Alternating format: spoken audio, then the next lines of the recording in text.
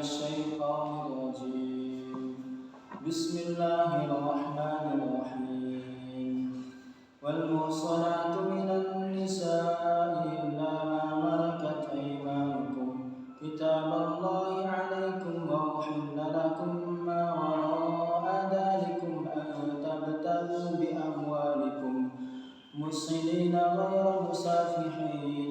فما استمتعتم به منهن فآتوهن أجورهن فريضة ولا جناح عليكم فيما ترضيتم به من بعد الفريضة إن الله كان عليما حكيما. ومن لم يستطع منكم قولا أن ينكح المحصنات المؤمنات فمما ملكت أيمانكم من فتياتكم المؤمنات والله أعلم بإيمانكم بعضكم من بعض فانكحوهن بإذن أهلهن وآتوهن أجورهن بالمعروف محصنات غير مسافحات ولا متخذات أخدان فإذا أحصن فإن أتين بفاحشة فعليهن نصف ما على المحصنات من العذاب ذلك لمن خشي العنة منكم وأن تصبروا خير لكم والله غفور رحيم. يريد الله ليبين لكم ويهديكم سنن الذين من قبلكم ويتوب عليكم والله عليم حكيم. والله يريد أن يتوب عليكم ويريد الذين يتبعون الشهوات أن تميلوا ميلا عظيما. يريد الله أن يخفف عنكم وخلق الإنسان ضعيفا. يا أيها الذين آمنوا لا تأكلوا أموالكم بينكم بالباطل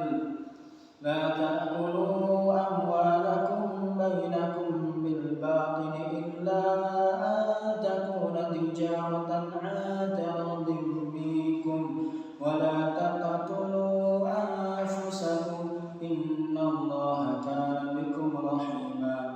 ومن يفعل ذلك عدوانا وظلما فسوف نصليه نارا وكان ذلك على الله يسيرا. إن تجتنبوا كبائر ما تنهون عنه نكفر عنكم سيئاتكم وندخلكم مدخلا كريما. ولا تتمنوا ما فضل الله به بعضكم على بعض للرجال نصيب مما اكتسبوا وللنساء نصيب مما اكتسبوا واسألوا الله من فضله إن الله كان بكل شيء عليما. ولكل جعلنا موالي مما ترك الوالدان والأقربون والذين عقدت أيمانكم فآتوهم نصيبهم إن الله كان على كل شيء شهيدا. الرجال قوامون على النساء بما فضل الله بعضهم على بعض وبما أنفقوا من أموالهم فالصالحات قانتات حافظات للغيب بما حفظ الله واللاتي تخافون نشوزهن فعظوهن واهجروهن في المضاجع واضربوهن فإن أطعنكم فلا تبغوا عليهن سبيلا إن الله كان عليا كبيرا. وإن خفتم شقاق بينهما فابعثوا حكما من أهله وحكما من أهلها إن يريدا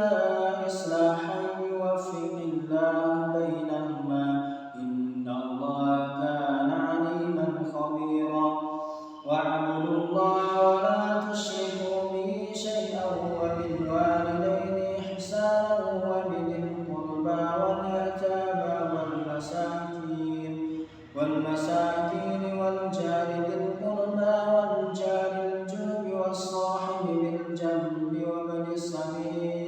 وما ملكت أيمانكم إن الله لا يحب من كان مختالا فخورا الذين يبخلون ويأمرون الناس بالبخل ويكتمون ما آتاهم الله من فضله وأعتدنا للكافرين عذابا مهينا والذين ينفقون أموالهم رئاء الناس ولا يؤمنون بالله ولا باليوم الآخر ومن يكن الشيطان له قرينا فساء قرينا وماذا عليهم لو آمنوا بالله واليوم الآخر وأنفقوا مما رزقهم الله وكان الله بهم عليما إن الله لا يظلم مثقال ذرة وإن تك حسنة يضاعفها ويؤت من لدنه أجرا عظيما فكيف إذا جئنا بكل أمة بشهيد وجئنا بك على هؤلاء شهيدا يومئذ يود الذين كفروا وعصوا الرسول لو سوى بهم الأرض ولا يكتمون الله حديثا يا أيها الذين آمنوا لا تقربوا الصلاة وأنتم سكارى حتى تعلموا ما تقولون ولا جنبا إلا عابري سبيل حتى تغتسلوا وإن كنتم مرضى أو على سفر أو جاء أحد منكم من الغائط أو لامستم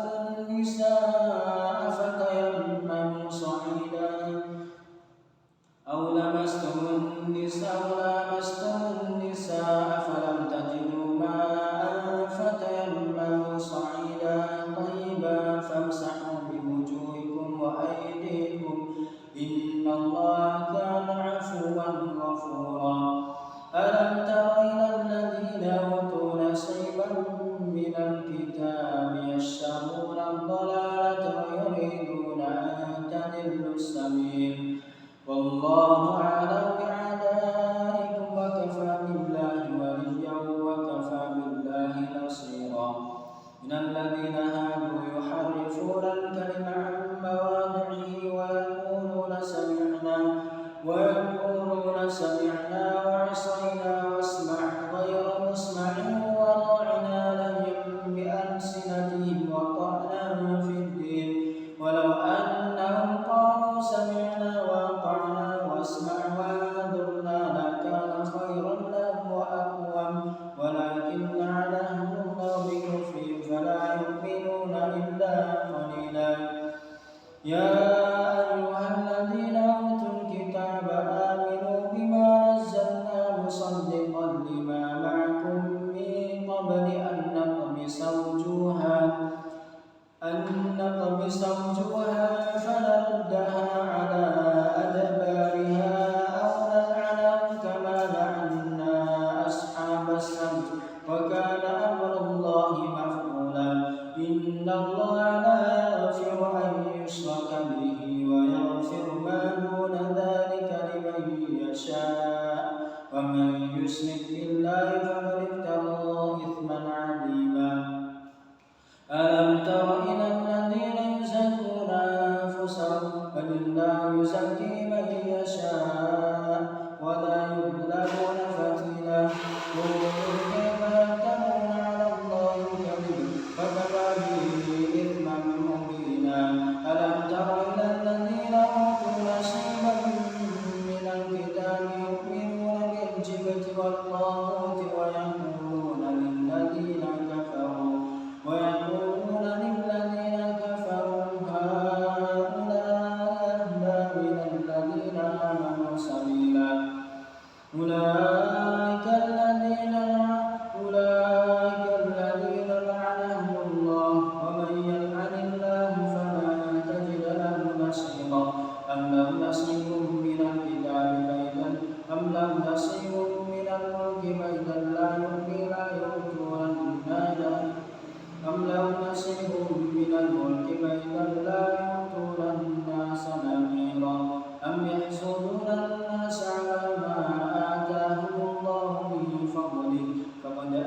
آتينا آل إبراهيم الكتاب والحكمة وآتيناهم ملكا عظيما فمنهم من آمن به ومنهم من صد عنه وكفى بجهنم سعيرا إن الذين كفروا بآياتنا سوف نصليهم نارا كلما نضجت جلودهم بدلناهم جلودا غيرها ليذوقوا العذاب إن الله كان عزيزا حكيما والذين آمنوا وعملوا الصالحات سندخلهم جنات تجري من تحتها الأنهار خالدين فيها أبدا لهم فيها أزواج مطهرة وندخلهم ظلا ظليلا إن الله يأمركم أن تؤدوا الأمانة إلى أهلها وإذا حكمتم بين الناس أن تحكموا بالعدل إن الله نعم ما يعظكم به إن الله كان سميعا بصيرا يا أيها الذين آمنوا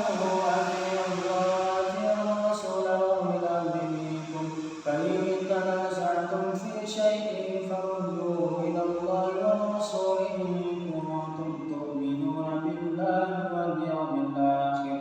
ذلك خير وأحسن تأويلا ألم تر إلى الذين يزعمون أنهم آمنوا بما أنزل إليك وما أنزل من قبلك يريدون أن يتحاكموا إلى الطاغوت وقد أمروا أن يكفروا به ويريد الشيطان أن يضلهم ضلالا بعيدا وإذا قيل لهم تعالوا إلى ما أنزل الله وإلى الرسول رأيت المنافقين يصدون عنك صدودا فكيف إذا أصابتهم مصيبة بما قدمت أيديهم ثم جاءوك يحلفون بالله إن أردنا إلا إحسانا وتوفيقا أولئك الذين يعلم الله ما في قلوبهم فأعرض عنهم وعدهم وقل لهم في أنفسهم قولا بليغا وما أرسلنا من رسول إلا ليطاع بإذن الله ولو أنهم إذ ظلموا أنفسهم جاءوك فاستغفروا الله واستغفر لهم الرسول لوجدوا الله توابا رحيما فلا وربك لا يؤمنون حتى يحكموك فيما شجر بينهم ثم لا يجدوا في أنفسهم حرجا مما قضيت ويسلموا تسليما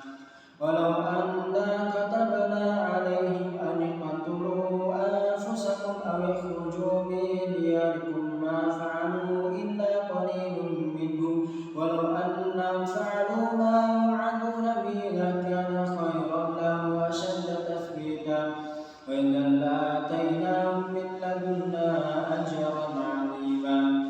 ولهديناهم صراطا مستقيما ومن يطع الله والرسول فأولئك مع الذين أنعم الله عليهم من النبيين والصديقين والشهداء والصالحين وحسن أولئك رفيقا ذلك الفضل من الله وكفى بالله عليما يا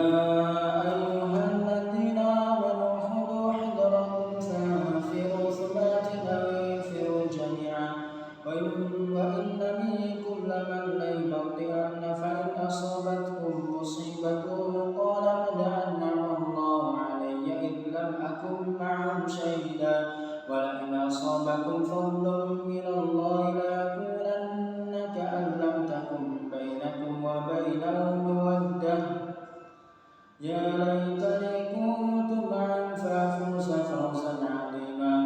فليقاتل في سبيل الله الذين يشرون الحياة الدنيا بالآخرة ومن يقاتل في سبيل الله فيقتل أو يغلب فسوف نؤتيه أجرا عظيما وما لكم لا تقاتلون في سبيل الله والمستضعفين من الرجال والنساء والولدان الذين يقولون ربنا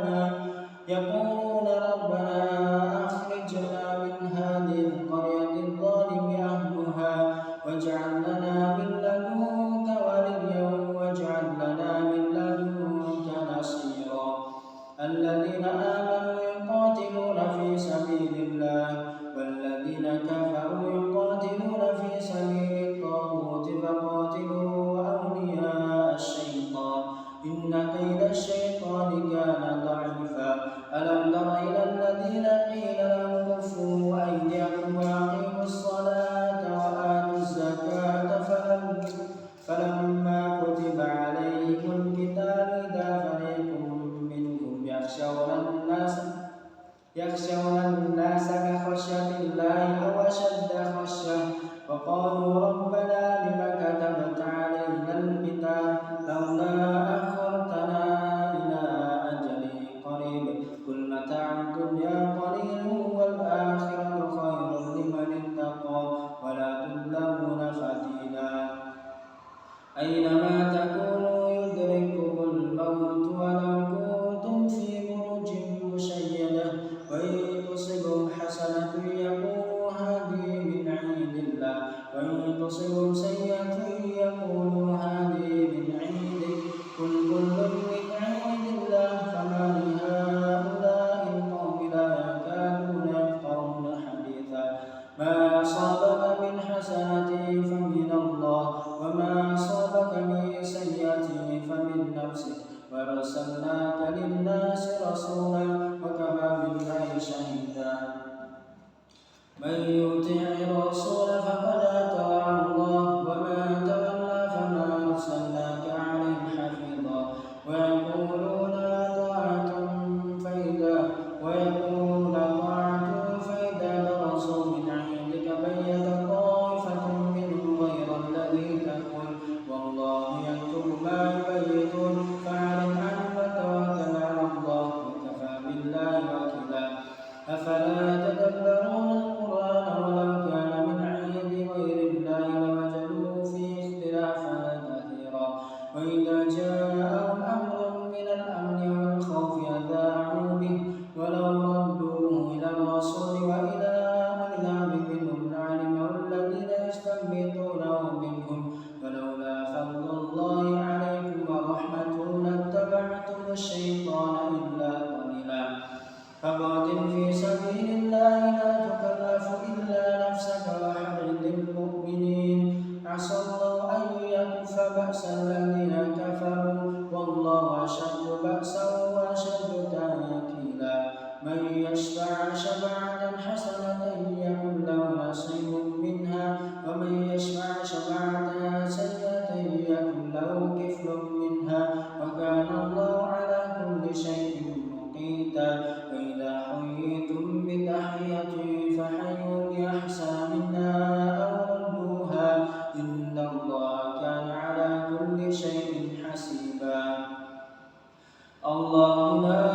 إله إلا هو ليجمعنكم إلى يوم القيامة لا ريب فيه ومن أصدق من الله حديثا فما لكم في المنافقين فئتين والله أركسهم بما كسبوا أتريدون أن تهدوا من أضل الله ومن يضلل الله فلا تجد له سبيلا ودوا لو تكفرون كما كفروا فتكونون سواء فلا تتخذوا منهم أولياء حتى يهاجروا في سبيل الله فإن تولوا فخذوهم واقتلوهم حيث وجدتموهم ولا تتخذوا منهم وليا ولا نصيرا إلا الذين يصلون إلى قوم بينكم وبينهم ميثاق أو جاءوكم حصرت صدورهم أن يقاتلوكم أو يقاتلوا قومهم ولو شاء الله لسلطهم عليكم فلقاتلوكم فإن اعتزلوكم فلم يقاتلوكم وألقوا إليكم السلام فما جعل الله لكم عليهم سبيلا ستجدون آخرين يريدون أن يأمنوكم ويأمنوا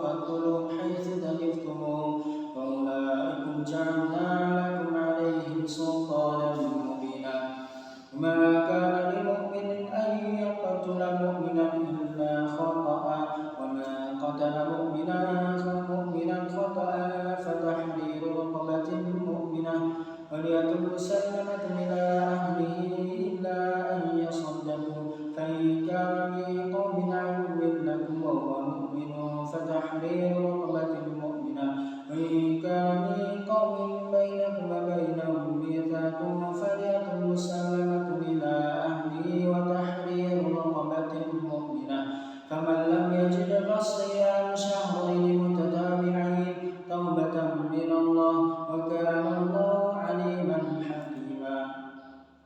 ومن يقتل مؤمنا متعمدا فجزاؤه جهنم خالدا فيها وغضب الله عليه ولعنه وأعد له عذابا عظيما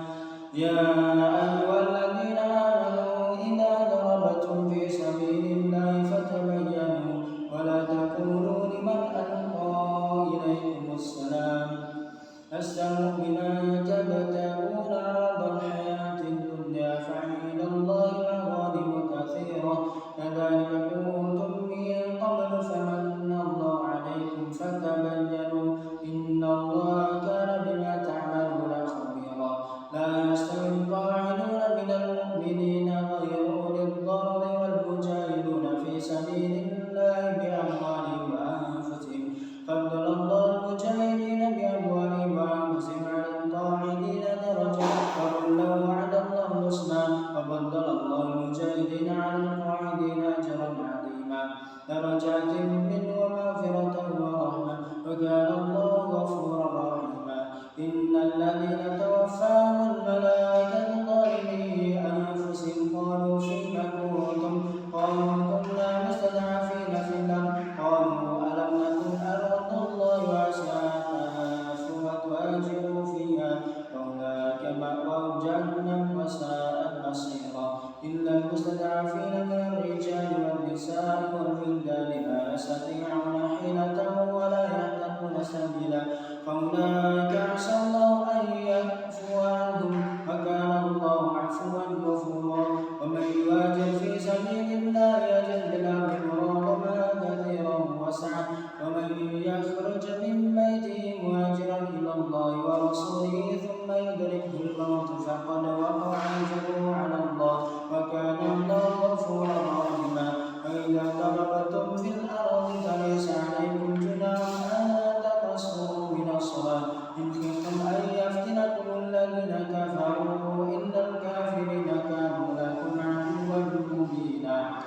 وإذا كنت فيهم فقد الصلاة فلتكن طائفة منهم معك وليأخذوا أسلحتهم فإذا سجدوا فليكونوا من ورائكم ولتأت طائفة أخرى لم يصلوا فليصلوا معك وليأخذوا حذرهم وأسلحتهم ود الذين كفروا لو تغفلوا عن أسلحتكم وأمتعكم وأمينوا عليكم ليلة واحدة ولا جناح عليكم إن كان بكم أذى من مطر أو كنتم مرضى أن تدعوا أسلحتكم وخذوا حذركم إن الله أعد للكافرين عذابا مهينا فإذا قضيتم الصلاة فاذكروا الله قياما وقعودا على جنوبكم فإذا تبعناكم فأقيموا الصلاة إن الصلاة كانت على المؤمنين كتابا موقوتا ولا تهنوا في ابتغاء القوم إن تكونوا تعلمون فإنهم يعلمون كما تعلمون وترجون من الله ما لا يرجون وكان الله عليما حكيما إنا أنزلنا إليك الكتاب بالحق لتحكم بين الناس بما أراك الله ولا تكن للخائنين خصيما واستغفر الله إن الله كان غفورا رحيما ولا تجادل عن الذين يختارون أنفسهم إن الله لا يحب من كان خوانا أثيما يستخفون من الناس ولا يستخفون من الله وهو معهم إذ يبيتون ما لا يرضى من القول وكان الله بما يعملون محيطا أنتم هؤلاء جادلتم عنهم في الحياة الدنيا فمن يجادل الله عنهم يوم القيامة أم من يكون عليه وكيلا ومن يعمل سوءا أو يظلم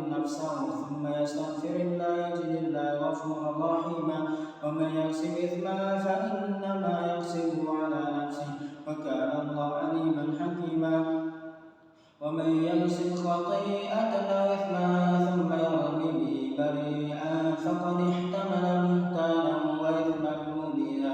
ولولا فضل الله عليك ورحمته لعمت طائفة منهم أن يضلوك وما يضلون إلا أنفسهم وما يضرونك من شيء وأنزل الله عليك الكتاب والحكمة وعلمك ما لم تكن تعلم وكان فضل الله عليك عظيما لا خير في كثير من نجواهم إلا من أمر بصدقة أو معروف أو إصلاح بين الناس ومن يفعل ذلك ابتغاء مرضات الله فسوف نؤتيه أجرا عظيما ومن يشاقق الرسول من بعد ما تبين له الهدى ويتبع غير سبيل المؤمنين نوله ما تولى ونصليه جهنم وساءت مصيرا إن الله لا يغفر أن يشرك به ويغفر ما دون ذلك لمن يشاء ومن يشرك بالله فقد ضل ضلالا بعيدا إن يدعون من دونه إلا إناثا وإن يدعون إلا شيطانا مريدا لعنه الله وقال لأتخذن من عبادك نصيبا مفروضا ولأضلنهم ولأمنينهم ولآمرنهم فليبتكن آذان الأنعام ولآمرنهم فليغيرن خلق الله ومن يتخذ الشيطان وليا من دون الله فقد خسر خسرانا مبينا يعظهم ويوم يعدهم الشيطان إلا غرورا أولئك مأواهم جهنم ولا يجدون عنها محيصا والذين آمنوا وعملوا الصالحات سندخلهم جنات تجري من تحتها الأنهار خالدين فيها أبدا وعد الله حقا ومن أحسن من الله قيلا ليس كأمانيكم ولا أماني أهل الكتاب من يعمل سوءا يجز به ولا يجد له من دون الله وليا ولا نصيرا ومن يعمل من الصالحات من ذكر أو أنثى وهو مؤمن فأولئك يدخلون الجنة ولا يظلمون نقيرا ومن أحسن دينا ممن أسلم وجهه لله وهو مسلم واتبع ملة إبراهيم حنيفا واتخذ الله إبراهيم خليلا ولله ما في السماوات وما في الأرض وكان الله بكل شيء محيطا ويستفتونك في النساء قل الله يفتيكم فيهن وما يتلى عليكم في الكتاب في يتامى النساء اللاتي لا تؤتونهن ما كتب لهن وترغبون أن تنكحوهن والمستضعفين من الولدان أن تقوموا لليتامى بالقسط وما تفعلوا من خير فإن الله كان به عليما وإن امرأة خافت من بعدها نشوزا أو إعراضا فلا جناح عليهما أن يصلحا بينهما صلحا والصلح خير وأحضرت الأنفس الشح وإن تحسنوا وتتقوا فإن الله كان بما تعملون خبيرا ولا تستطيعوا أن تعدلوا بين النساء ولو حرصتم فلا تميلوا كل الميل فتذروها كالمعلقة وإن تصلحوا وتتقوا فإن الله كان غفورا رحيما وإن يتفرقا يغن الله كلا من سعته وكان الله واسعا حكيما ولله ما في السماوات وما في الأرض ولقد وصينا الذين أوتوا الكتاب من قبلكم وإياكم أن اتقوا الله وإن تكفروا فإن لله ما في السماوات وما في الأرض وكان الله غنيا حميدا ولله ما في السماوات وما في الأرض وكفى بالله وكيلا إن يشاء يذهبكم أيها الناس ويأتي بآخرين وكان الله على ذلك قديرا من كان يريد ثواب الدنيا فعند الله ثواب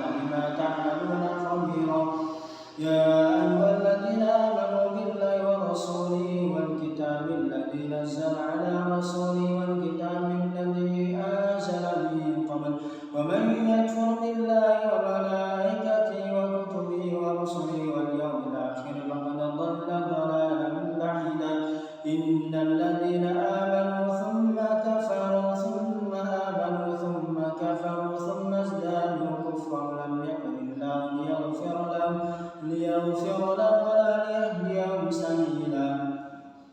بشر المنافقين بأن لهم عذابا أليما الذين يتخذون الكافرين أولياء من دون المؤمنين أيبتغون عندهم العزة فإن العزة لله جميعا. وقد نزل عليكم في الكتاب أن إذا سمعتم آيات الله يكفر بها ويستهزأ بها فلا تقعدوا معهم حتى يخوضوا في حديث غيره إنكم إذا مثلهم إن الله جامع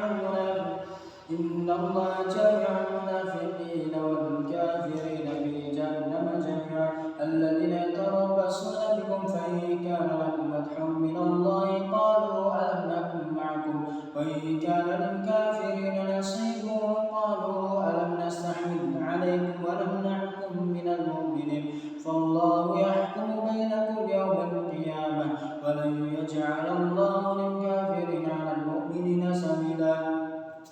إن المنافقين يخادعون الله وخادعهم وإذا قاموا إلى الصلاة قاموا كسالى يراءون الناس ولا يذكرون الله إلا قليلا مذبذبين بين ذلك لا إلى هؤلاء ولا إلى هؤلاء ومن يضلل الله فلا تجد له سبيلا. يا أيها الذين آمنوا لا تتخذوا الكافرين أولياء من دون المؤمنين أتريدون أن تجعلوا لله عليكم سلطانا مبينا. إن المنافقين في الدرك الأسفل من